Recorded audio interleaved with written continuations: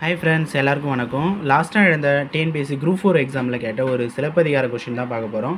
அது என்ன கொஷின் தான், இது புக்ஸில் எங்கே இருக்குது, இந்த கொஷின் சிலபஸில் எங்கேருந்து கேட்டிருக்காங்க, அது எந்த ஸ்டாண்டர்ட் புக்ஸில் இருக்குதுன்னு பார்த்துக்கலாம் வாங்க. முடிகழு வேந்தர் மூவர்க்கு உரியது என அழைக்கப்படும் காப்பியம் எது கேட்டிருக்காங்கண்ணே. இதுக்கான ஆன்சர் சிலப்பதிகாரம் தான் வரும். இந்த கொஷின் புக்ஸில் எந்த புக்ஸில் இருக்குது, அது எந்த சிலபஸ்லேருந்து கேட்டிருக்காங்க பார்க்கலாம் வாங்க. 12th ஓல்டு தமிழ்லேருந்து இந்த கொஷின் கேட்டிருக்காங்க.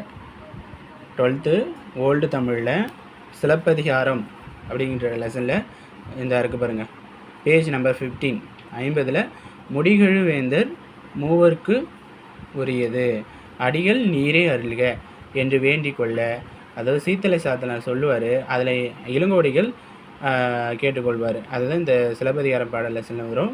அந்த கொஷின் தான் இப்போ லாஸ்ட்டாக நடந்த குரூப் 4 கேட்டிருக்காங்க.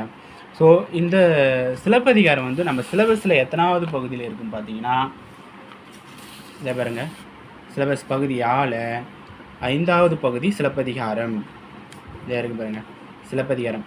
ஸோ அப்போது சிலபஸ் ரிலேட்டடாக நம்ம சிலபஸ் வச்சு மட்டும் படித்தனா போதும், கண்டிப்பாக நம்ம தமிழில் 100க்கு 100 எடுக்கலாம். தேங்க்யூ ஃபார் வாட்சிங் வீடியோ.